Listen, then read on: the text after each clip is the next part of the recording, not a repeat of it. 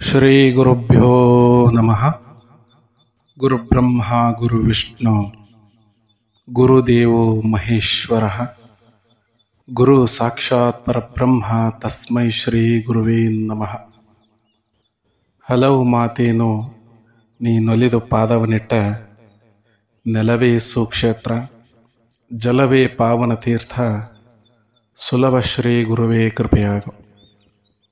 ಪ್ರಾತಸ್ಮರಣೀಯರಾದಂತಹ ಎಲ್ಲ ಪೂಜ್ಯರಲ್ಲಿ, ಅವಧೂತರಲ್ಲಿ, ಶರಣರಲ್ಲಿ, ಸಂತರಲ್ಲಿ, ಸತ್ಪುರುಷರಲ್ಲಿ, ತಂದೆ ತಾಯಿಯ ಸ್ವರೂಪರಾದ ತಮ್ಮೆಲ್ಲರ ಪಾದಾರವಿಂದಗಳಿಗೆ ಕೋಟಿ ಕೋಟಿ ಪ್ರಣಾಮಗಳನ್ನು ಸಲ್ಲಿಸುತ್ತಾ, ಇವತ್ತಿನ ದಿವಸ ಕರ್ನಾಟಕದ ವಿಜಯಪುರ ಜಿಲ್ಲೆಯಲ್ಲಿ ಬರುವಂತಹ ಸದ್ಗುರು ಸಮರ್ಥ ರಂಗರಾವ್ ಮಹಾರಾಜರ ಜೀವನ ಚರಿತ್ರೆಯನ್ನು ಪ್ರಾರಂಭಿಸ್ತಾ ಇದ್ದೇವೆ. ರಂಗರಾವ್ ಮಹಾರಾಜರು, ಇವರಿಗೆ ರಂಗನಾಥ ಮಹಾರಾಜರು ಅಂತ ಹೇಳಿ ಕರೀತಾರೆ. ಆಧ್ಯಾತ್ಮಿಕ ಲೋಕದ ಧ್ರುವತಾರೆಯಾಗಿ, ಚೈತನ್ಯದ ಧಾರೆಯಾಗಿ ಜನರನ್ನು ಸದ್ಗತಿಗೆ ಮಾರ್ಗವನ್ನು ತೋರಿಸಿಕೊಟ್ಟಂತಹ ಮಹಾರಾಜರು ರಂಗನಾಥ ಮಹಾರಾಜರು ಅಥವಾ ರಂಗರಾವ್ ಮಹಾರಾಜರು. ಇವರ ಇತಿಹಾಸ ಬಹಳ ಅದ್ಭುತವಾದ ಇತಿಹಾಸ. ಸಂಪೂರ್ಣವಾಗಿ ಇವರ ಇತಿಹಾಸವನ್ನು ನಾವು ಪ್ರಾರಂಭ ಮಾಡ್ತಾ ಇದ್ದೇವೆ. ಮೊದಲಿಗೆ ಇವರ ಒಂದು ಮನೆತನದ ಬಗ್ಗೆ ಕಿರು ಪರಿಚಯವನ್ನು ಮಾಡಿಕೊಂಡು ಇವರ ಜನನ ವೃತ್ತಾಂತವನ್ನು ಶುರು ಮಾಡ್ತೀವಿ. ಬಿಜಾಪುರ ಜಿಲ್ಲೆ ಅಂಥೇಳಿ ಏನದ, ಈಗ ವಿಜಯಪುರ ಅಂಥೇಳಿ ಕರೀತಾರೆ. ಈ ವಿಜಯಪುರ ಜಿಲ್ಲೆಯಲ್ಲಿ ಕುದುರೆ ಸಾಲೋಡಗಿ ಅನ್ನುವಂತಹ ಒಂದು ಪುಟ್ಟ ಗ್ರಾಮ ಇತ್ತು ಮೊದಲು. ಈಗಲೂ ಈ ಗ್ರಾಮದ ಈ ಕುದುರೆ ಸಾಲೋಡಗಿಯಲ್ಲಿ ಕೇವಲ ಒಂದು 8 ಬ್ರಾಹ್ಮಣ ಕುಟುಂಬಗಳು ವಾಸವಾಗಿದ್ದು. ಆಗ ಬ್ರಿಟಿಷರ ಕಾಲಾವಧಿ. ಆ ಸಂದರ್ಭದೊಳಗೆ ಈ 8 ಮನೆಗಳಲ್ಲಿ ಶಂಕರರಾವ್ ಕುಲಕರ್ಣಿ ಅನ್ನುವಂಥವರು ಒಬ್ಬರಿದ್ದರು. ಬ್ರಿಟಿಷ್ ಅಧಿಕಾರಿಗಳು ಇವ್ರಿಗೇನು ಮಾಡಿದ್ರು ಅಂತಂದರೆ, ಒಂದು 2-3 ಸುತ್ತಮುತ್ತಲಿನ ಗ್ರಾಮಗಳ ಕುಲಕರ್ಣಿಕೆಯನ್ನು ಮಾಡುವಂತಹ ಅವಕಾಶವನ್ನು ಕೊಟ್ಟಿದ್ರು ಶಂಕರರಾವ್ ಕುಲಕರ್ಣಿ ಅವರಿಗೆ. ಬಹಳ ಸರಳ ಸಜ್ಜನಿಕೆಯ ವ್ಯಕ್ತಿ ಈ ಶಂಕರರಾವ್ ಕುಲಕರ್ಣಿಯವರು. ಈ ಶಂಕರರಾವ್ ಕುಲಕರ್ಣಿ ಅವರಿಗೆ ನೋಡ್ರಿ, ಸುಮಾರು 7-8 ವರ್ಷಗಳ ಕಾಲ ಪುತ್ರ ಭಾಗ್ಯ ಅಥವಾ ಸಂತಾನ ಭಾಗ್ಯವೇ ಇಲ್ಲಾಗಿತ್ತು. ಸುಮಾರು 7-8 ವರ್ಷಗಳ ಗತಿಸಿ ಹೋಗಿಬಿಟ್ಟಿತ್ತು. ಈ ಶಂಕರರಾವ್ ಕುಲಕರ್ಣಿಯವರ ಮನೆ ದೇವರು ಯಾವುದು ಅಂತಂದರೆ, ದೇವರ ಹಿಪ್ಪರಿಗೆಯ ಮಲ್ಲಯ್ಯ ಮತ್ತು ಯಲಗೂರೇಶ, ಯಲಗೂರು ಹನುಮಂತ, ಆಲಮಟ್ಟಿಯ ಸಮೀಪ ಬರುವಂತಹ ಯಲಗೂರಿನ ಹನುಮಂತ ಇವರ ಮನೆಯ ದೇವರು. ಹೀಗಾಗಿ ದೇವರ ಹಿಪ್ಪರಿಗೆಯ ಮಲ್ಲಯ್ಯ ಮತ್ತು ಯಲಗೂರು ಹನುಮಂತಗ ನಿರಂತರವಾಗಿ ಪೂಜೆ ವ್ರತಗಳನ್ನು ಆಚರಿಸಿ ಸಂತಾನದ ಭಾಗ್ಯವನ್ನು ಇವರು ಪಡ್ಕೊತಾರೆ. ದೇವರ ಕೊಡಾಕ್ ಶುರು ಮಾಡಿದ್ರೆ ತೋಳಕ್ಕೆ 2 ಕೈ ಸಾಲುವುದಿಲ್ಲ ಎಂಬಂತೆ ಇವರ ಭಕ್ತಿಯ ಪರಾಕಾಷ್ಠೆಗೆ 3 ಜನ ಗಂಡು ಮಕ್ಕಳು ಶಂಕರರಾವ್ ಕುಲಕರ್ಣಿ ಅವರಿಗೆ ಆಗ್ತವೆ. 3 ಜನ ಗಂಡು ಮಕ್ಕಳಲ್ಲಿ ಮೊದಲನೆಯವನು ಗುಂಡಣ್ಣ. 2ನೇ ಮಗ ಅವರಿಗೆ ಯಲಗೂರೇಶನ ಹೆಸರಿಟ್ಟಿದ್ರು, ಯಲಗೂರ್ದ ಅಂಥೇಳಿ. 3ನೇದು ಹಿಪ್ಪರಿಗೆಯ ಮಲ್ಲಯ್ಯನ ಹೆಸರಿಟ್ಟಿದ್ರು, ಮಾರ್ತಾಂಡ ಅಂಥೇಳಿ. 3 ಜನ ಮಕ್ಕಳು, ಗುಂಡಣ್ಣ, ಯಲಗೂರ್ದ, 3ನೇವನು ಮಾರ್ತಾಂಡ. ಈ 3 ಮಕ್ಕಳನ್ನು ಒಳ್ಳೆಯ ಸಂಸ್ಕಾರ ವಿದ್ಯಾಭ್ಯಾಸವನ್ನು ನೀಡಿ ಬಹಳ ಚಂದಂಗೆ ಅವ್ರನ್ನ ಬೆಳೆಸಿ ದೊಡ್ಡವ್ರು ಮಾಡ್ತಾರೋ ಶಂಕರ್ರಾವ್ ಕುಲಕರ್ಣಿಯವರು. ಮೊದಲನೇ ಮಗ ಗುಂಡಣ್ಣಗೆ ದೇಶಪಾಂಡೆ ಮಣಿತನದ ಲಕ್ಷ್ಮೀಬಾಯಿ ಎನ್ನುವಂತಹ ಹುಡುಗಿಯನ್ನು ಹುಡುಕಿ ಆ ಲಕ್ಷ್ಮೀಬಾಯಿಯನ್ನು ಗುಂಡಣ್ಣ ಮೊದಲನೇ ಮಗ ಗುಂಡಣ್ಣ ಏನಿದ್ದ ಆ ಗುಂಡಣ್ಣ ಜೊತೆ ವಿವಾಹ ಮಾಡಿಸ್ತಾರೆ. ಇನ್ನು ಎರಡನೇ ಮಗ ಏನಿದ್ದ ಯಲಗುರ್ದ, ಆಂಜನೇಯನ ಹೆಸರು ಇಟ್ಕೊಂಡಿದ್ದೋ ಏನೋ ಅಂದಂಗೆ ಮದುವೆಗೆ ಸುತಾರಾಮ್ ಒಪ್ಪಲಿಲ್ಲ. ಕಡಾಖಂಡಿತವಾಗಿ ಮದುವೆ ನನಗೆ ಬ್ಯಾಡ ಅಂಥೇಳಿ ಮದುವೆ ಮಾಡ್ಕೊಳ್ಳೋದನ್ನು ಬಿಟ್ಟುಬಿಟ್ಟ. ಇನ್ನು ಮೂರನೇ ಮಗ ಯಾರು ಅಂತಂದ್ರೆ ಮಾರ್ತಾಂಡ.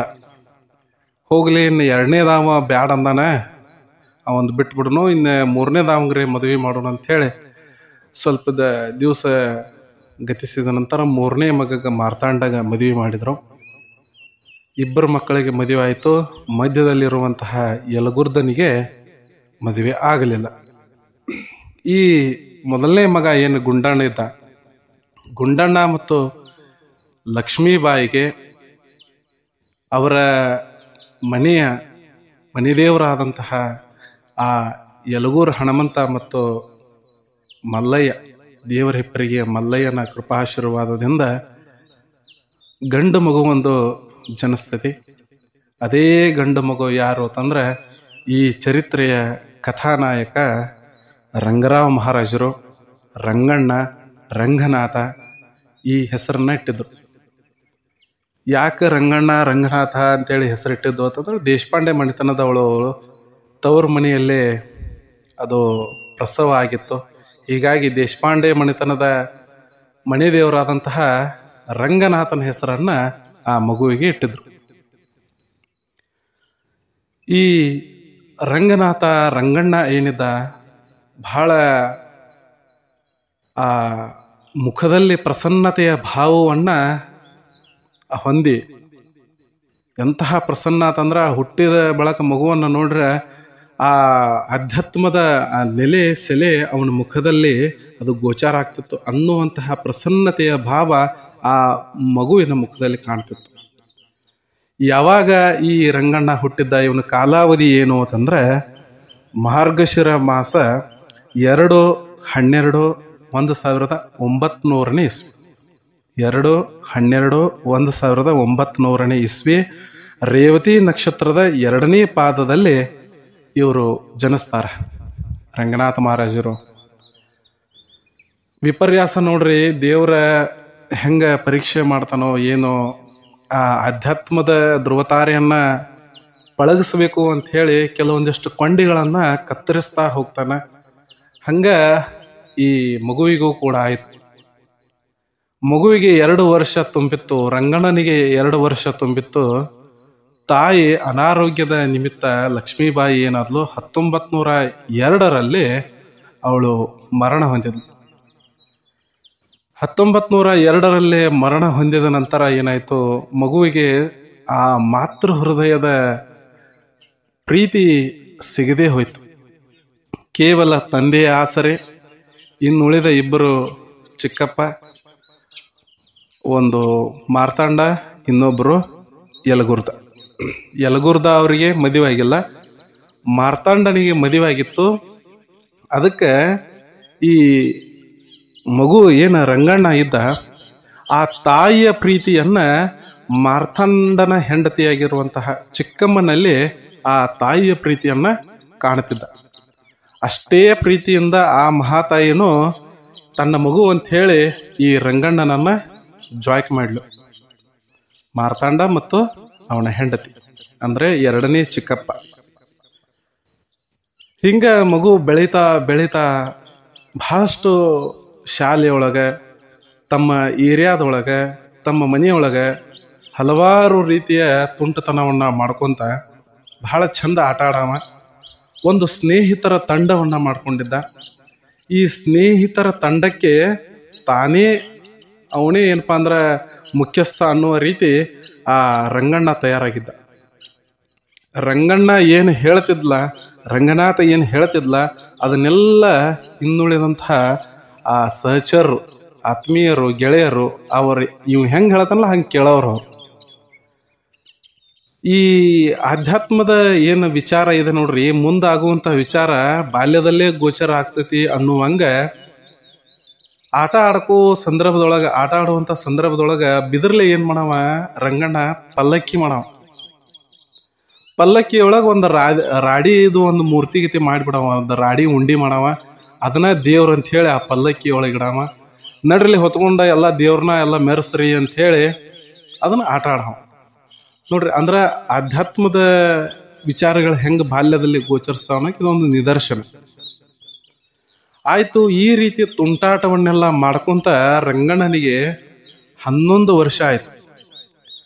11 ವರ್ಷ ಆದಾಗ ಅವ್ರು ಏನ್ ಮಾಡಿದ್ರು ಅಂತಂದ್ರ ಆ ರಂಗಣ್ಣನಿಗೆ ಉಪನಯನದ ತಯಾರಿ ನಡೆಸಿದ್ರು. ಮುಂಜಿ ಅಂತ ಏನು ಕರಿತೀವಲ್ಲ, ಉಪನಯನದ ತಯಾರಿ ಅದನ್ನ ನಡೆಸೋ ಸಂದರ್ಭದೊಳಗ ಏನಾಯ್ತು ಅಂತಂದ್ರ ಈ ರಂಗಣ್ಣನ ಚಿಕ್ಕಪ್ಪ ಏನಿದ್ದ, ಮೊದಲನೇ ಚಿಕ್ಕಪ್ಪ ಯಲಗುರ್ದನಿಗೆ ಒಂದು ತಲೆಯಾಗ ವಿಚಾರ ಹೊಳಿಲಕ್ಕಿತ್ತು. ಏನು ಅಂತಂದ್ರ ಅಣ್ಣ ಗುಂಡಣ್ಣನಗ ಮಗ ಆದ, ತಮ್ಮ ಮಾರ್ತಾಂಡನ ಮದುವೆ ಆಯ್ತು, ಅವಂಗೂ ಮಕ್ಕಳದು, ನಾನು ಮದುವೆ ಆಗಲ್ದ ಹಿಂಗ ಉಳಿದು ಬಿಟ್ನಿ. ಇನ್ನು ಎಲ್ಲರೂ ಏನನ್ಲತ್ತಾರು ಅಂತಂದ್ರ ಅಪುತ್ರಸ್ಯ ಗತಿರ್ನಾಸ್ತಿ ಅಂತಂದ್ರ ಪುತ್ರ ಸಂತಾನ ಇಲ್ಲ ಅಂತಂದ್ರ ಮುಕ್ತಿ ಇಲ್ಲ ಅನ್ನುವಂತಹ ವಿಚಾರವನ್ನ ಮಾತಾಡ್ಕೊಂತ ಇರುವಂಥದ್ದೆಲ್ಲ ಈ ಯಲಗುರ್ದನ ಕಿವಿಯಾಗಿ ಬೀಳ್ತಿತ್ತು.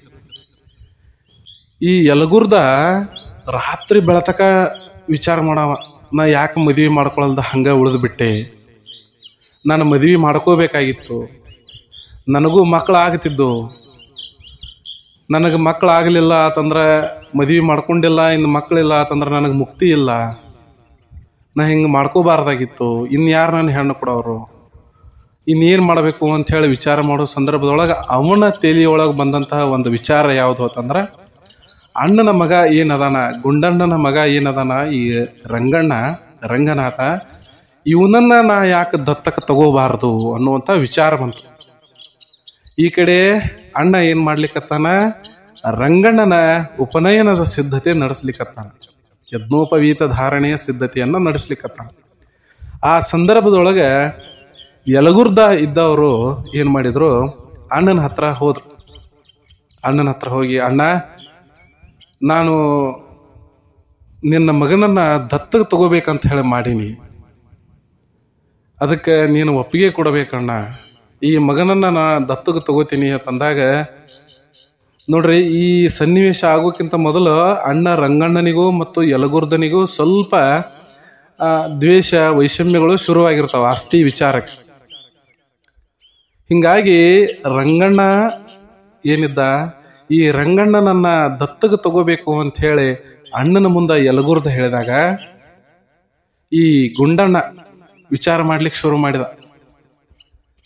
ಏನು ಮತ್ತು ನನ್ನ ತಮ್ಮ ಹಿಂಗೆ ಅನ್ಲಿಕ್ಕತ್ತಾನ, ಮೊದಲು ಆಸ್ತಿಗಾಗಿ ಜಗಳಾಡಿದ ನನ್ನ ಜೊತೆ ಮಾತಾಡೋದು ಬಿಟ್ಟ, ಈಗ ನೋಡ್ರೆ ಮಗಂದ ನಾನು ಉಪನಯನದ ಸಿದ್ಧತೆ ನಡೆಸ್ಲಿಕ್ಕತ್ತೀನಿ, ಈ ಟೈಮ್ದಾಗ ಮಗನನ್ನ ದತ್ತಕ್ಕೆ ಕೂಡ ಅಂತ ಹೇಳಿ ಅನ್ಲಿಕ್ಕತ್ತಾನಲ್ಲ, ಹೆಂಗೆ ಮಾಡೋದು ಅಂಥೇಳಿ ವಿಚಾರ ಮಾಡ್ಲಿಕ್ಕತ್ತಿದ್ದ. ಆದ್ರೆ ಈ ಯಲಗುರ್ದ ನೋಡ್ರಿ ಅದನ್ನ ಅಷ್ಟಕ್ಕೆ ಬಿಟ್ಟಿಲ್ಲಾಗಿದ್ದ, ಅಣ್ಣನ ಪಾದ ಹಿಡ್ಕೊಂಡು ಬಿದ್ದು ಕೇಳ್ಕೊಳಕತ್ತ, ಅಣ್ಣ ಹೆಂಗರ ಮಾಡಿ ಈ ನಿನ್ನ ಮಗನನ್ನ ನನ್ನ ಮಗ ಅಂತ ಹೇಳಿ ತಿಳ್ಕೊಂಡು ಸಾಕ್ತೀನಿ, ಪೈಲ ನಾನು ಮಾಡಿರುವಂತಹ ದ್ವೇಷ ವೈಷಮ್ಯ ಏನೋ ಸ್ವಲ್ಪ ಇದ್ರು ಅದನ್ನೆಲ್ಲ ನೀನು ಮರ್ತು ಬಿಡು, ನನ್ನ ಕ್ಷಮಾ ಮಾಡು, ನಿನ್ನ ಮಗನನ್ನ ನನ್ನ ಮಗ ಅಂತ ಹೇಳಿ ಸಾಕೋತೀನಿ, ಹೆಂಗಾದ್ರೂ ಮಾಡಿ ನಿನ್ನ ಮಗನನ್ನ ನನಗೆ ದತ್ತಕ್ಕೆ ಕೂಡ ಅಣ್ಣ, ನಮ್ಮ ಇಬ್ಬರ ಮಕ್ಕಳಾಗಿ ಈ ರಂಗಣ್ಣ ಬೆಳೀಲಿ, ರಂಗನಾಥ ಬೆಳೀಲಿ ಅಂತ ಹೇಳಿ ಬಹಳ ಪರಿಪರಿಯಾಗಿ ಬಿಡ್ಕೊಂಡಿದ್ದು ಆ ಅಣ್ಣ ಗುಂಡಣ್ಣಗ ಬಹಳ ಒಂದು ರೀತಿ ಸಂಕಷ್ಟಕ್ಕೆ ಸಿಲುಕಿ ಬಿಡ್ತು. ಏನ್ ಮಾಡ್ಬೇಕಿನ್ನ ಬಹಳ ಪ್ರೀತಿಯಿಂದ ತಮ್ಮ ಕೇಳಲಿಕ್ಕತ್ತಾನ, ಏನು ಕೇಳಿದವ ಅಲ್ಲವ, ಮದುವೆನೂ ಮಾಡ್ಕೊಂಡಿಲ್ಲ, ಮತ್ತೆ ನಾವು ಮಕ್ಕಳಂತೂ ಆಗೋದು ಅಸಂಭವ, ಹಿಂಗಾಗಿ ಆದದ್ದಾಯ್ತು ಅಂತ ಹೇಳಿ ದೇವ್ರ ಮ್ಯಾಗ ಭಾರ ಹಾಕಿ, ಆಯ್ತಪ್ಪ ನೀ ಹೇಳಿದಂಗೆ ಆಗಲಿ, ಉಪನಯನದ ಸಂದರ್ಭದೊಳಗೆ ಈ ಮಗನನ್ನ ನೀನು ಕೂಡ ದತ್ತಕ್ಕೆ ತಗೊಂಡು ಬಿಡು, ನಮ್ಮಿಬ್ಬರ ಮಗನಾಗಿನ ಈ ರಂಗನಾಥ ಬೆಳಿಲಿ ಅಂಥೇಳಿ ಅಣ್ಣ ಗುಂಡಣ್ಣ ಮಾತು ಕೊಟ್ಟ. ಭಾಳ ಸಂತೋಷ ಆಯಿತು ಯಲಗುರ್ದನಿಗೆ. ಉಪನಯನದ ಸಿದ್ಧತೆ ನಡೀತು. ಅದರ ಜೊತೆ ದತ್ತಕ ತಗೊಳ್ಳುವಂತಹ ಏನು ಆ ಕೆಲಸದ ಅದೂ ಕೂಡ ಕೆಲಸ ನಡೀತು. ದತ್ತಕ ತಗೊಂಡ ವಿಪರ್ಯಾಸ ನೋಡ್ರಿ. ದತ್ತಕ ತಗೊಂಡಂತಹ ಉಪನಯನ ಮುಗಿಸ್ಕೊಂಡಂತಹ ಒಂದು ವರ್ಷ ಅಥವಾ ಒಂದು 1.5 ವರ್ಷ ಆಗಿತ್ತು. ಈ ರಂಗನಾಥನ ತಂದೆ ತೀರ್ಕೊಂಡು ಬಿಟ್ರು. ಅಂದ್ರೆ ಗುಂಡಣ್ಣ ತೀರ್ಕೊಂಡು ಬಿಟ್ಟ. ರಂಗನಾಥಗೆ ಹೆಂಗಾಯ್ತು ಅಂತಂದ್ರ ಬಾಲ್ಯದಲ್ಲೇ ತಾಯಿಯನ್ನ ಕಳ್ಕೊಂಡಿದ್ದ. ಕೇವಲ 11 ವರ್ಷ ವಯಸ್ಸು. ಈಗ ತಂದೆನೂ ಹೋಗಿಬಿಟ್ಟ. ತಂದೆನೂ ಇಲ್ಲ, ತಾಯಿ ಇಲ್ಲ. ಚಿಕ್ಕಪ್ಪನ ಆಸರೆಯಲ್ಲಿ ಮಗು ಬೆಳೀತಾ ಇದೆ. ಯಲಗುರ್ದನ ಆಸರೆಯಲ್ಲಿ ಮಗು ಬೆಳೀತಾ ಇದೆ. ಮಾರ್ತಾಂಡ ಮತ್ತು ಮಾರ್ತಾಂಡನ ಹೆಂಡತಿ ಅವರು ಸ್ವಲ್ಪ ತಾಯಿ ಪ್ರೀತಿಯನ್ನ ಮೊದಲಿಂದ ಕೊಟ್ಕೊಂತ ಬಂದಿದ್ದಾಳೆ, ಆಕೆ ಮಹಾತಾಯಿ. ಆದ್ರ ವಿಪರ್ಯಾಸ ನೋಡ್ರಿ ಹೆಂಗಾತಂದ್ರ ಈ ಯಲಗುರ್ದ ಮತ್ತು ಮಾರ್ತಾಂಡನಿಗೂ ಕೂಡ ವೈಷಮ್ಯ ಶುರುವಾಯಿತು. ಆಸ್ತಿ ವಿಚಾರಕ್ಕೆ ಜಗಳಗಳು ಶುರುವಾಯಿತು. ಯಾವಾಗ ಈ ಆಸ್ತಿ ವಿಚಾರದ ಜಗಳ ಶುರುವಾಯಿತು, ಮಾರ್ತಾಂಡ ಮತ್ತು ಮಾರ್ತಾಂಡನ ಹೆಂಡತಿ ಇಬ್ಬರೂ ಕೂಡ ಮನೆ ಬಿಟ್ಟು ಅವರು ಬೇರೆ ಕಡೆ ಹೋಗಿಬಿಟ್ರು.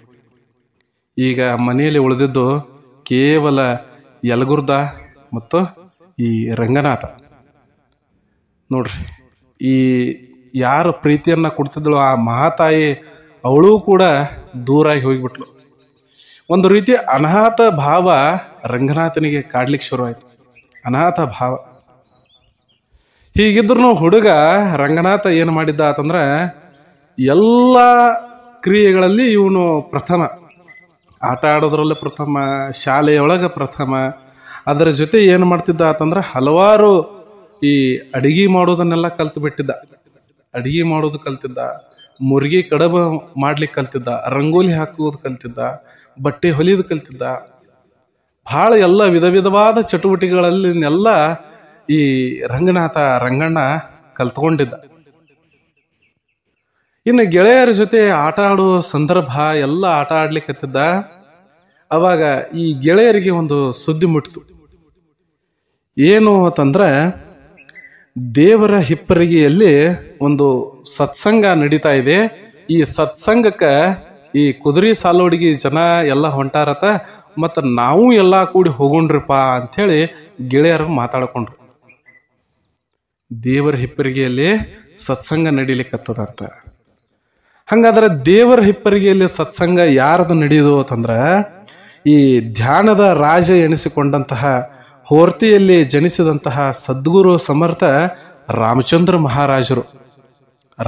ಮಹಾರಾಜರು ನೋಡ್ರಿ, ಧ್ಯಾನದ ರಾಜ ಅಂತ ಹೇಳಿ ಅವ್ರಿಗೆ ಬಿರೋದಿತ್ತು. ಇನ್ನೀ ರಾಮಚಂದ್ರ ರಾಜರು ಏನದಾರ, ಮಹಾರಾಜರು ಏನದಾರ, ಇವರು ಹೋರ್ತಿಯಲ್ಲಿ 1873 ಜನಿಸಿದವರು. 28/7/1937 ಇವರ ನಿಧನ ಆಗ್ತೈತಿ. ಇನ್ನು ಇವರೇನು ಅಸಾಮಾನ್ಯ ವ್ಯಕ್ತಿಗಳಲ್ಲ. ಈ ಹೋರ್ತಿಯಲ್ಲಿ ಜನಿಸಿದಂತಹ ಸದ್ಗುರು ಸಮರ್ಥ ರಾಮಚಂದ್ರ ಮಹಾರಾಜರು ಏನಿದಾರ, ಇವರು ಕಂದಾಯದ ಅಧಿಕಾರಿಯಾಗಿದ್ರು. ಕಂದಾಯದ ಅಧಿಕಾರಿಯಾಗಿದ್ದವರು ಆ ಅಧಿಕಾರವನ್ನ ಬಿಟ್ಟು ಆಧ್ಯಾತ್ಮದ ಕಡೆ ಒಲವು ತೋರಿಸ್ಕೊಂಡಿದ್ರು. ಯಾಕೆ ಈ ಕಂದಾಯದ ಅಧಿಕಾರಿ ಇದ್ದವರು ಆ ಉತ್ತಮವಾದಂತಹ ನೌಕರಿ ಬಿಟ್ಟ ಆಧ್ಯಾತ್ಮಕ್ಕೆ ಬಂದ್ರು ಅಂತಂದ್ರ ಇವರ ಗುರುಗಳಿಂದ ಇವ್ರಿಗೆ ಪ್ರೇರಣೆ ಆಗಿತ್ತು. ಯಾರು ಅಂತಂದ್ರ ಬಾಹು ಸಾಹೇಬ್ ಮಹಾರಾಜರು ಏನ್ ಮಾಡಿದ್ರು ಅಂತಂದ್ರ ಒಂದು ಮಾತಂದ್ರು. ಯಾರಿಗೆ? ಸಮರ್ಥ ರಾಮಚಂದ್ರ ಮಹಾರಾಜರಿಗೆ. ಏನು ಅಂತಂದ್ರ ಆಧ್ಯಾತ್ಮ ಬಹಳ ಕಳೆಗುಂದಲಿಕ್ಕತ್ತದ.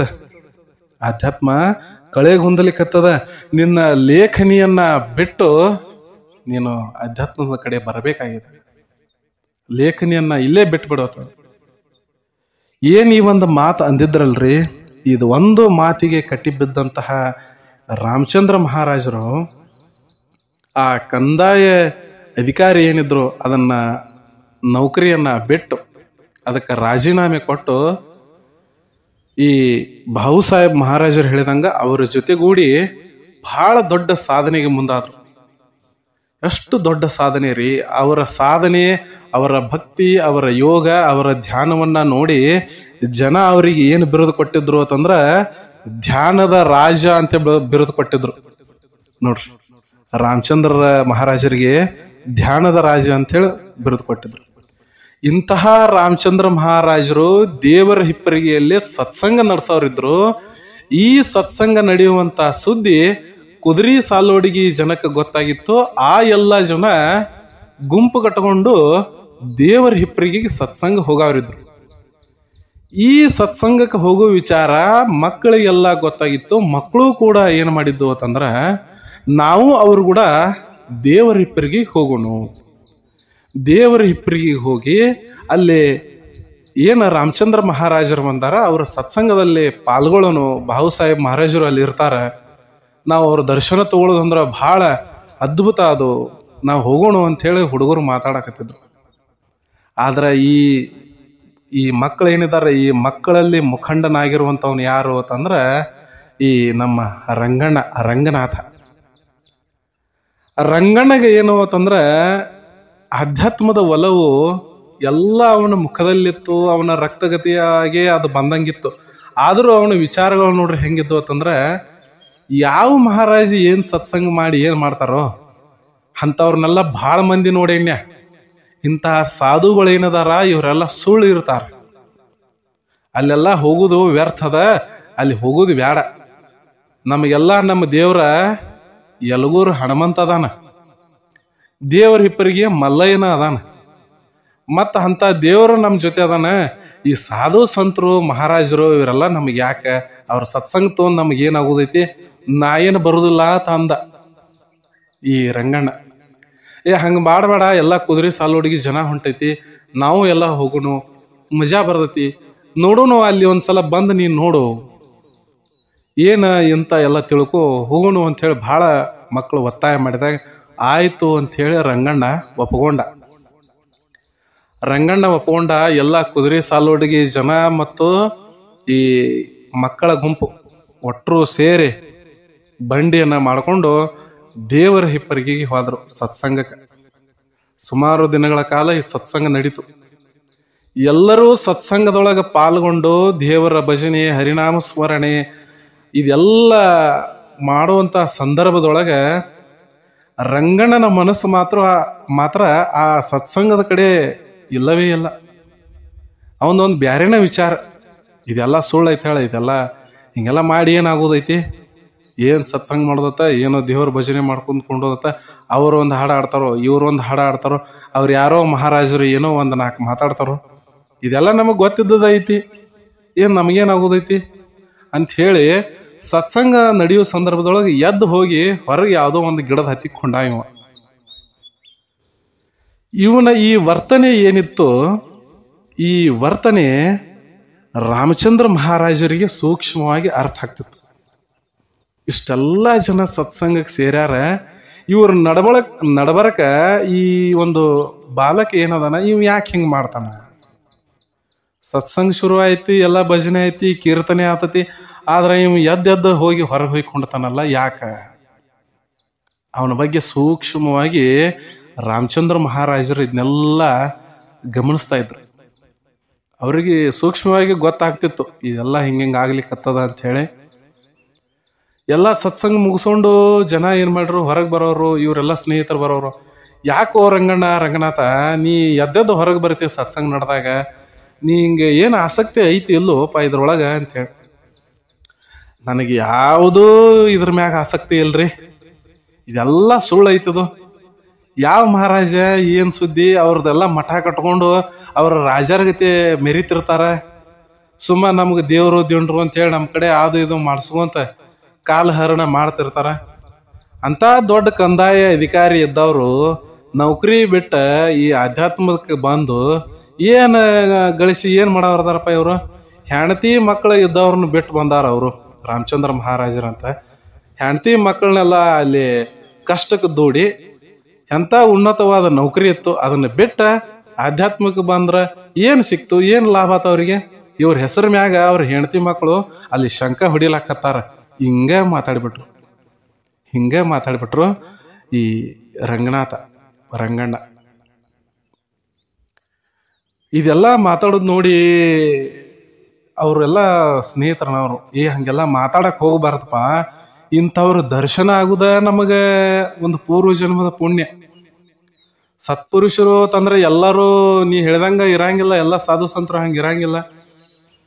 ಎಲ್ಲೋ ಕೆಲವೊಂದು ಜನ ಕೆಲವೊಂದು ಕೆಟ್ಟ ಕೆಲಸ ಮಾಡೋರು, ಮಠ ಮಂದಿರಗಳನ್ನ ತುಂಬ್ಕೊಳ್ಳೋರು, ಭಜನೆ ಕೀರ್ತನೆ ಹೆಸರು ಹೇಳಿ ನಮ್ಮ ಕಡೆ ದುಡ್ಡು ವಸೂಲಿ ಮಾಡೋರು, ಅಂತ ಜನ ಅದಾರ. ಇಲ್ಲ ಅಂತ ಹೇಳಿ ನಾವು ಅನ್ನೋದಿಲ್ಲ, ಅಂತ ಜನ ಅದಾರ. ಹಂಗತ್ ಹೇಳಿ ಅವ್ರ ಸಾಲಿನೊಳಗ ಇವ್ರನ್ನ ಹೋಲಿಕೆ ಮಾಡಕ್ ಹೋಗ್ಬೇಡಪ್ಪ ಅಂಥೇಳಿ ಸ್ನೇಹಿತರೆಲ್ಲ ಈ ರಂಗನಾಥಗ ಬುದ್ಧಿ ಹೇಳೋರು. ಆದ್ರೆ ಇದು ಯಾವುದು ವಿಚಾರ ಅವನ ತಲೆಯಾಗ ಹೋಗುತ್ತಿಲ್ಲಾಗಿತ್ತು. ಯಾವುದೋ ವಿಚಾರ ಹೋಗುತ್ತಿಲ್ಲಾಗಿತ್ತು. ಇನ್ನ ಆ ಕುದುರೆ ಸಾಲೋಡಿಗೆ ಜನ ನೋಡ್ರಿ, ಈ ರಾಮಚಂದ್ರ ಮಹಾರಾಜರ ಏನು ಸತ್ಸಂಗಿತ್ತು, ಈ ಸತ್ಸಂಗದಿಂದ ಬಹಳ ಪ್ರಭಾವಿತ ಆಯ್ತು. ಎಷ್ಟು ಪ್ರಭಾವಿತ ಅಂತಂದ್ರೆ ಮಹಾರಾಜರನ್ನ ಭೇಟಿ ಮಾಡಿ, ಅಪಾರ ನೀವು ಇಲ್ಲಿ ಹೆಂಗ ಸತ್ಸಂಗ ಮಾಡ್ಯಾರಿ, ನಮ್ಮ ಕುದುರೆ ಸಾಲೋಡಿಗೆ ನೀವು ಹೆಂಗರೆ ಮಾಡಿ ಬಂದು ಅಲ್ಲಿ ಕೂಡ ಸತ್ಸಂಗ ಮಾಡಬೇಕು, ನಮಗೆ ಬಹಳ ಇಚ್ಛಾ ಐತಿ. ಯಾಕಂದ್ರೆ ನಾವು ಸ್ವಲ್ಪ ಜನ ಕುದುರೆ ಸಾಲೋಡಿಗಿಂದ ಬಂದೆವು, ಇನ್ನ ಬಹಳಷ್ಟು ಜನ ಐತೆ ಅಲ್ಲಿ. ನಮ್ಮ ಊರೊಳಗ ಸತ್ಸಂಗ ನೀವು ಮಾಡಿಬಿಟ್ರಂದ್ರೆ ಅವ್ರಿಗೂ ಎಲ್ಲ ಭಾಗ್ಯ ಸಿಕ್ಕಂಗೆ ಆಗ್ತೈತಿ. ನೀವು ಹೆಂಗರೆ ಮಾಡಿ ನೀವು ಕುದುರೆ ಸಾಲೋಡಿಗೆ ಬರ್ಬೇಕ್ರಿಪ್ಪ ಯಪ್ಪ ಅಂಥೇಳಿ ಕೇಳ್ಕೊಂಡಾಗ ನೋಡ್ರಿ, ಈ ರಾಮಚಂದ್ರ ಮಹಾರಾಜರಿಗೆ ಇವ್ರು ಕೇಳ್ಕೊಳಕತ್ತಾರು ಅಂಥೇಳಿ ಹೋಗು ವಿಚಾರ ಇರ್ತಲ್ಲ, ಅದು ಒಂದು ಬದಿ ಆದ್ರ, ಈ ರಂಗನಾಥ ಏನು ಕುದುರೆ ಸಾಲೋಡಿಗೆ ಅದನ್ಲ, ಇವನ ಸಲುವಾಗಿ ಆದರೂ ನಾನು ಅಲ್ಲಿ ಹೋಗಬೇಕು ಅಂಥೇಳಿ ಆ ವಿಚಾರ ನೋಡ್ರಿ ರಾಮಚಂದ್ರ ಮಹಾರಾಜರ ತಲೆಯಾಗ ಬಂದಿತ್ತು. ಆಯ್ತು, ನೀವೇನು ವಿಚಾರ ಮಾಡಕ್ ಹೋಗ್ಬೇಡ್ರಿ, ನಿಮ್ಮ ಕುದುರೆ ಸಾಲೋಡಿಗೆ ನಾನು ಬಂದು ಸತ್ಸಂಗ ಮಾಡ್ತೀನಿ ಅಂಥೇಳಿ ಆಶ್ವಾಸನೆ ಕೊಟ್ಬಿಟ್ರು. ಬಹಳ ಸಂತೋಷದಿಂದ ಆ ಕುದುರೆ ಸಾಲೋಡಿಗೆ ಜನ ಈ ಬಂಡಿಯನ್ನ ಕಟ್ಕೊಂಡು ಎಲ್ಲ ಮಕ್ಕಳು ಇವರೆಲ್ಲ ಕೂಡಿ ಬಂದ್ಬಿಟ್ರಿ ಊರಿಗೆ ಬಂದ್ರು. ಸ್ವಲ್ಪ ದಿನ ಗತಿಸಿತ್ತು. ರಾಮಚಂದ್ರ ಮಹಾರಾಜರಿಂದ ಸುದ್ದಿ ಬಂತು, ಇನ್ನೇನ ಕೆಲವೇ ದಿನಗಳಲ್ಲಿ ನಾನು ಕುದುರೆ ಸಾಲೋಡಿಗೆ ಬರ್ತೀನಿ, ಅಲ್ಲಿ ಸತ್ಸಂಗ ಶುರು ಮಾಡೋಣ ಅಂಥೇಳಿ. ಅವಾಗ ಎಲ್ಲ ಕುದುರೆ ಸಾಲೋಡಿಗೆ ಜನ ತಯಾರಿ ನಡೆಸ್ಬಿಡ್ತ್ರಿ. ಊರೆಲ್ಲ ತಳಿರು ತೋರಣಗಳಿಂದ ಶೃಂಗಾರ ಮಾಡ್ಲಿಕ್ಕಾಯ್ತು, ಬೀದಿಗಳನ್ನೆಲ್ಲ ಸ್ವಚ್ಛಗೊಳಿಸೋದು. ಮಹಾರಾಜರು ಬರ್ಲಿಕ್ಕತ್ತಾರಂತ ರಾಮಚಂದ್ರ ಮಹಾರಾಜರು, ಯಾಕಂದ್ರೆ ಧ್ಯಾನದ ರಾಜ ಅಂಥೇಳಿ ಅವ್ರಿಗೆ ಬರೀತಿತ್ತು. ಅಂತಹ ಧ್ಯಾನದ ರಾಜ ಮಹಾರಾಜರು, ರಾಮಚಂದ್ರ ಮಹಾರಾಜರು ಬರೋರಿದ್ದಾರ ಅಂಥೇಳಿ ಒಂದು ಊರೊಳಗೆ ಸಂಭ್ರಮ ಮನಿ ಮಾತಾಗಿತ್ತು. ಅಷ್ಟು ಅದ್ಭುತವಾದ ಸಂಭ್ರಮ. ಇನ್ನ ಅದೇ ಊರಲ್ಲಿನ ಒಂದು ಕುಲಕರ್ಣಿಯವ್ರ ಮನೆ ಇತ್ತು ಇನ್ನೊಂದು. ಆ ಕುಲಕರ್ಣಿ ಮನೆಯವರ ದನದ ಕೊಟ್ಟಿಗೆ ಒಂದು ಖಾಲಿ ಇತ್ತು. ಆ ದನದ ಕೊಟ್ಟಿಗೆ ಏನು ಖಾಲಿ ಇತ್ತು, ಅಲ್ಲಿ ಇರುವಂತಹ ಆ ಏನು ದನಗಳಿಗೆ ಹಾಕುವಂತ ಮೇವು ಅದು ಇದು ಇರ್ತೈತಲ್ರಿ, ತೌಡ ಹೊಟ್ಟ ಅಂತ ಹೇಳಿ, ಆ ಹೊಟ್ಟದ ಮ್ಯಾಗ ತೌಡು ಮ್ಯಾಗ ಇವೆಲ್ಲ ಮಕ್ಕಳು ಆಟ ಆಡ್ತಿದ್ವು. ಆ ಮಕ್ಕಳಲ್ಲಿ ರಂಗಣ್ಣನೂ ಕೂಡ ಒಬ್ಬ, ರಂಗನಾಥನೂ ಒಬ್ಬ. ಅದೇ ಕೋಲಿ ಒಳಗೆ ಆಟ ಆಡೋರು ಇವರು. ಆ ಕುಲಕರ್ಣಿ ಬಂದು ಏನಂದ, ಇನ್ನ ನೀವು 2-3 ದಿವಸನಾಗ ಮಹಾರಾಜರು ಬರೋರಿದ್ದಾರ, ಇವರು ರಾಮಚಂದ್ರ ಮಹಾರಾಜರು ಬರೋರಿದ್ದಾರ, ನೀವ್ಯಾರು ಇಲ್ಲಿ ಆಟ ಆಡಾಕ ಬರ್ಲಿಕ್ಕೆ ಹೋಗ್ಬ್ಯಾಡ್ರಿ, ಮತ್ತ ಇದನ್ನೆಲ್ಲ ನಾವು ಸ್ವಚ್ಛ ಮಾಡೋರಿದ್ದೀವಿ, ಮತ್ತ ಊರೊಳಗ ಅವ್ರದ್ದು ಸತ್ಸಂಗ ನಡೀದೈತಿ ಅಂತ ಹೇಳಿ. ಈ ವಿಚಾರ ಕುಲಕರ್ಣಿ ಏನ್ ಹೇಳಿದ್ಲ, ಈ ವಿಚಾರ ಕೇಳಿ ಉಳಿದ ಎಲ್ಲಾ ಮಕ್ಕಳು ಬಹಳ ಹರ್ಷೋದ್ಗಾರದಿಂದ ಮಹಾರಾಜರು ಬರ್ತಾರಂತ ಜಿಗದಾಡಕತ್ತು. ಆದ್ರೆ ಈ ರಂಗನಾಥಿದ್ ನೋಡ್ರಿ, ನೀವು ಯಾಕೆ ಇಲ್ಲಿ ಬರ್ತಾರಪ್ಪ, ನಮ್ಮದು ನೆಮ್ಮದಿ ಹಾಳು ಮಾಡ್ತಾರ ನೋಡಿ ಇವರು ಅಂಥೇಳಿ ಮಾರಿ ಸಪ್ ಮಾಡ್ಕೊಂಡು ಕೂತ. ಈ ಊರಾಗಿನ ಜನ ಏನೈತಲ್ರಿ, ಇದು ಕುರಿ ಇದ್ದಂಗ. ಒಂದು ಮ್ಯಾ ಅಂತಂದ್ರೆ ಎಲ್ಲನೂ ಮ್ಯಾ ಬ್ಯಾ ಬ್ಯಾ ಬ್ಯಾ ಅನ್ಕೋತ ಹೋತಾವು. ಏನು ಇವಕ್ಕೆ ಬುದ್ಧಿನೇ ಇಲ್ಲ. ಯಾವ ಗುರು ಬಂದು ನಮ್ಮನ್ನ ಏನು ಉದ್ಧಾರ ಮಾಡ್ಯಾನ್ರಿ? ಇದೆಲ್ಲ ಯಾಕೆ? ಸುಮ್ ನಾವು ಚಂದಂಗೆ ಆಟ ಆಡ್ಲಿಕ್ಕೆ ಇದೊಂದು ಕೋಲಿ ಇತ್ತು, ಇದನ್ನು ನೀವು ಕೋಲಿ ಖಾಲಿ ಮಾಡಿಸ್ಲಿಕ್ಕತ್ರಲ್ರಿ, ಎಂಥವ್ರಿ ನೀವು, ಹಂಗ ಹಿಂಗಂತ ಹೇಳಿ ಆ ಕುಲಕರ್ಣಿಗೆ ಈ ರಂಗನಾಥ ಬೈಲಿಕ್ಕತ್ತ. ಹಂಗೆಲ್ಲ ಮಾತಾಡಬೇಡ, ಅವ್ರ ಬಗ್ಗೆ ನಿಮಗೆ ಗೊತ್ತಿಲ್ಲ, ನೀವು ಇಲ್ಲಿಂದ ಹೋಗಿಬಿಡ್ರಿ, ನಾವು ಇದನ್ನೆಲ್ಲ ಸ್ವಚ್ಛ ಮಾಡಬೇಕು, ಅವ್ರದ್ದು ಮತ್ತೆ ಅವರೆಲ್ಲ ಇರುವಂಥ ವ್ಯವಸ್ಥೆ, ಸತ್ಸಂಗದ ವ್ಯವಸ್ಥೆ ಇದೇ ಕೋಲಿ ಒಳಗೆ ಮಾಡಬೇಕು ಅನ್ನೋದೈತಿ ಅಂತೇಳಿ ಇವ್ರನ್ನ ಹೊರಗೆ ಕಳಿಸಿ ಇದೆಲ್ಲ ಸ್ವಚ್ಛತೆ ಕಾರ್ಯ ನಡೆಸಿದ್ರು. ನೋಡ್ರಿ, ಈ ರಂಗಣ್ಣನ ಮಾತುಗಳನ್ನ ಕೇಳಿದಂತ ಇವರ ಚಿಕ್ಕಪ್ಪ ಏನಿದ್ದ ಯಲಗುರ್ದನು ಸೇಮ್ ಹಂಗ ಇದ್ದ. ರಂಗಣ್ಣನ ವಿಚಾರಗತನ ಅವನು ವಿಚಾರ, ಈ ಚಿಕ್ಕಪ್ಪನು ಯಲಗುರ್ದನು ಏನು ಅಂತಂದ್ರ, ಚಂದಂಗೆ ಸಾಲಿ ಕಲಿ, ಯಾವ ಗುರು ದೇವ್ರ ದಿಂಡ್ರ ಎಲ್ಲ ಭಕ್ತಿ ಮಾಡ್ಕೋತ ಹೋಗಬೇಡ, ಇವ್ಯಾವು ನಿನಗೆ ದಂಡಿಗೆ ಹಚ್ಚೋದಿಲ್ಲ ಅಂಥೇಳಿ ಅವನ ವಿಚಾರಗಳು ಆ ರೀತಿನೇ ಇದ್ದು. ಹಿಂಗಾಗಿ ಈ ರಂಗನಾಥ ಮಾತಾಡಿರುವಂತಹ ಏನು ಮಾತುಗಳನ್ನ ಕೇಳಿಸ್ಕೊಂಡಿದ್ದ ಯಲಗುರ್ದ ಏನಂದ, ಆ ಬಪ್ಪರೆ ಮಗನೇ, ನಿನ್ನಂತ ಮಗನ ಹುಟ್ಟಬೇಕು ನೋಡು ಎಲ್ಲರಿಗೂ, ಎಂತ ಮಾತಾಡಿಬಿಟ್ಟು ಈ ಊರಾಗಿನ ಮಂದಿ ಹುಚ್ಚದಾರ, ಅವೆಲ್ಲ ಮಹಾರಾಜರು ಬರ್ತಾರಂತ ಅವ್ರದ್ದು ಬೆನ್ನ ಹತ್ತಿ ಹೋತಾವ್, ನೀನು ಹಂಗೆ ಮಾಡಕ್ ಹೋಗ್ಬೇಡ, ನೀ ಚಂದಂಗೆ ಸಾಲಿ ಕಲಿ, ನಿನಗೆ ಸುತ್ತಮುತ್ತಲು ಇರುವಂತಹ 10 ಹಳ್ಳಿಗೆ ಕುಲಕರ್ಣಿ ಆಗುವಂತಹ ಯೋಗ ಐತಿ ನಿನಗೆ, 10 ಹಳ್ಳಿಗೂ ಕುಲಕರ್ಣಿಕೆ ಮಾಡುವಂತಹ ಯೋಗ ನಿನಗೈತಿ, ನಿನ್ನ ಕುಲಕರ್ಣಿ ಮಾಡೇ ತೀರ್ತನು, ನಡಿ ಹೋಗೋನು ಅಂಥೇಳಿ ಆ ಚಿಕ್ಕಪ್ಪ ರಂಗಣ್ಣನ ಬೆನ್ನ ತಟ್ಟಿ ಶಬಾಷ್ ಅನ್ಸ್ಕೊಂತ ಕರ್ಕೊಂಡು ಹೋದ. ಇದನ್ನು ನೋಡಿರುವಂತಹ ಅಕ್ಕಪಕ್ಕದ ಮಂದಿ ಅನ್ಲಕ್ಕಿತ್ತು, ಅಲ್ಲ ಅದೊಂದು ರಂಗಣ್ಣ ಸಣ್ಣ ಹುಡುಗ ಐತಿ, ಏನೋ ಮಾತಾಡ್ದೈತಿ, ಇವಂಗೇನಾಗೈತ್ರಿ, ಎಂಥ ಶಂಕರ್ರಾವ್ ಕುಲಕರ್ಣಿ ಅವ್ರ ಮಗ ಇಂಥ ಯಲಗುರ್ದ ಎಂಥವ್ರ ಹೊಟ್ಟೆಯಾಗಿ ಎಂಥ ಹುಟ್ಟಿಬಿಟ್ಟು ನೋಡ್ರಿ ಇವ ಅಂಥೇಳಿ ಮಂದಿ ಬೇಯಾಕೈತು. ತಾ ಹಾಳ ಆಗುದಲ್ದ ಆ ಹುಡುಗನೂ ಹಾಳು ಮಾಡ್ಲಿಕ್ಕತ್ತಾನ. ತಾ ಅಂತೂ ಹಾಳಾಗಿ ಹೋಗ್ಯಾನ, ಮದುವೆನೂ ಮಾಡ್ಕೊಲಿಲ್ಲ, ಈ ಕಡೆ ಆಧ್ಯಾತ್ಮದ ಸೆಲೆನೂ ಅವನಿಗಿಲ್ಲ, ಅದಲ್ಲದ ಆ ಅಣ್ಣನ ಮಗನಾದಂಥ ರಂಗಣ್ಣನೂ ಕೂಡ ಹಾದಿ ಬಿಡಿಸುವಂಥ ಕೆಲಸ ಮಾಡ್ಲಿಕ್ಕತ್ತಾನಲ್ಲ, ಇವಂಗ ಬುದ್ಧಿನೇ ಇಲ್ಲ ಅಂಥೇಳಿ ಜನ ಬೈಲಿಕ್ಕೆ ಶುರು ಮಾಡ್ತು. ಆಯ್ತು, ಅವ್ರ ಕಡೆ ಹೋದ್ರು. 2-3 ದಿವಸದ ನಂತರ ಸದ್ಗುರು ಸಮರ್ಥ ಧ್ಯಾನದ ರಾಜ ಆದಂತಹ ರಾಮಚಂದ್ರ ಮಹಾರಾಜರು ಜೊತೆಗೆ ಬಾಹು ಸಾಹೇಬ್ ಮಹಾರಾಜರು ಇಬ್ಬರು ಕೂಡ ಕುದುರೆ ಸಾಲೋಡಿಗೆ ಬಂದ್ರು. ಕುದುರೆ ಸಾಲೋಡಿಗೆ ಬಂದ್ರೆ ಏನದು ಊರು ತುಂಬ ಅವ್ರದ್ದು ಆ ಸಂತೋಷದ ವಾತಾವರಣ, ಬಹಳ ಅದ್ಭುತವಾದಂತಹ ವಾತಾವರಣ ಆ ಊರೊಳಗೆ ಆಗಿಬಿಟ್ಟಿತ್ತು. ಸತ್ಸಂಗ ಶುರು ಆಯಿತು. ಎಲ್ಲ ಜನ ಸತ್ಸಂಗಕ್ಕೆ ಕೊಂಡವರು, ಭಜನೆ, ಕೀರ್ತನೆ, ದೇವರ ಧ್ಯಾನ ಎಲ್ಲವೂ ರಾತ್ರಿ ಇಡೀ ನಡೆಯೋದು, ಬಂದವರಿಗೆ ಅನ್ನ ಪ್ರಸಾದ ವ್ಯವಸ್ಥೆಯನ್ನ ಮಾಡೋರು, ಭಕ್ತಿ ಭಾವದಿಂದ ಆ ಊರು ತುಂಬಿ ತುಳುಕ್ತಾ ಇತ್ತು. ಆದ್ರೆ ರಾಮಚಂದ್ರ ಮಹಾರಾಜರಿಗೆ ನೋಡ್ರಿ, ರಾಮಚಂದ್ರ ಮಹಾರಾಜರಿಗೆ ಯಾಕೆ ಈ ರಂಗಣ್ಣ ಬರವಾಲಾಗ್ಯಾನ ಈ ಸತ್ಸಂಗಕ್ಕೆ, ಯಾಕೆ ಸತ್ಸಂಗಕ್ಕೆ ಬರವಾಲಿವ? ಯಾಕಂದ್ರೆ ಇವನ ಸಲುವಾಗೇ ರಾಮಚಂದ್ರ ಮಹಾರಾಜರು ಬಂದಿದ್ರು. ಅವರು ಸಾಲೋಡಿಗೆ ಅವರು ಜನ ಕರೆದದ್ದು ಒಂದಾದ್ರೆ, ಈ ಹುಡುಗನನ್ನ ನೋಡ್ಬೇಕು ಅಂತ ಹೇಳಿ ಮುದ್ದಾಮ ಅವರು ರಾಮಚಂದ್ರ ಮಹಾರಾಜರು ಬಂದಿದ್ರು. ಅದಕ್ಕೆ ಅಲ್ಲಿರುವಂತಹ ಮಕ್ಕಳು ಏನಿದ್ರು, ಆ ಮಕ್ಕಳನ್ನ ಕರ್ಕೊಂಡು ಅವರೆಲ್ಲ ಏನ್ ಮಾಡಿದ್ರು, ಒಂದ್ಸಲ ರಾಮಚಂದ್ರ ಮಹಾರಾಜರು, ಬರ್ರಿಪ್ಪ ಹುಡುಗರ ಎಲ್ಲ ಇಲ್ಲಿ ಬರ್ರಿ, ಮತ್ತ ನೀವು ಎಲ್ಲಾರು ಸತ್ಸಂಗಕ್ಕೆ ಬರಾಕತ್ತಾರಿ, ಆದ್ರೆ ರಂಗಣ್ಣ ಯಾಕೆ ಬರವಾಲಾಗ್ಯಾನ? ನಿಮ್ ಜೋಡಿ ಒಬ್ಬ ಇದ್ದಲ್ಲ ಹುಡುಗ, ಅವ ಯಾಕೆ ಬರವಾಲಾಗ್ಯಾನ? ಅವಾಗ ಹುಡುಗರೊಂದು, ಅವೆಲ್ಲ ಹಂಗೆಲ್ಲ ಬರಂಗಿಲ್ರಿ ಮಹಾರಾಜರ, ಅವಂಗ ಆಧ್ಯಾತ್ಮದ ಮೇಲೆ ಇದೆಲ್ಲ ಯಾವುದೋ ವಿಚಾರವೇ ಇಲ್ಲ. ಅವ ಸಾಧು ಸತ್ಪುರುಷರು ಸಂತರು ಅಂದ್ರ ಅವ ಬೈಕೋತ ಅಡ್ಡಾಡ್ತಾನ. ಮತ್ ಅಂತಾವ ಏನೋ ಸುಮ್ಮ ನಮ್ಮ ಒತ್ತಾಯದ ಮೇರೆಗೆ ದೇವ್ರ ಹಿಪ್ಪರಿಗೆ ಸತ್ಸಂಗಕ್ಕೆ ನಾವು ಕರ್ಕೊಂಡು ಬಂದಿದ್ದೀವಿ ಅಂತ ಹೇಳಿ ಬಂದಿದ್ರಿ. ಅವ ಈಗ ಇಲ್ಲೇ ಐತಿ ಬಾ ಅಂದ್ರ ಅವ ಒಟ್ಟ ಬರಂಗಿಲ್ಲ ನೋಡ್ರಿ ಅಂಥೇಳಿ ಎಲ್ಲಾ ಹುಡುಗರು ರಾಮಚಂದ್ರ ಮಹಾರಾಜರಿಗೆ ಹೇಳಿದ್ರು. ಅವಾಗ ರಾಮಚಂದ್ರ ಮಹಾರಾಜರು ಏನ್ ಮಾಡಿದ್ರು, ಒಬ್ಬ ಹುಡುಗಿದ್ದ, ಅವನ ಹೆಸರು ಮಲ್ಹಾರಿ ಅಂತ ಹೇಳಿ, ಆ ಮಲ್ಹಾರಿ ಅನ್ನುವಂಥ ಹುಡುಗನನ್ನ ಕರೆದ್ರು. ನೋಡು, ನೀನು ಒಂದು ಕೆಲಸ ಮಾಡು, ನಾನು ಸತ್ಸಂಗೆಲ್ಲ ಮುಗಿಸಿ ಈ ಕೋಲಿ ಒಳಗೆ ಇರ್ತೀನಿ, ಅಂದ್ರೆ ರೂಮ್ನ್ಯಾಗ ಇರ್ತೀನಿ.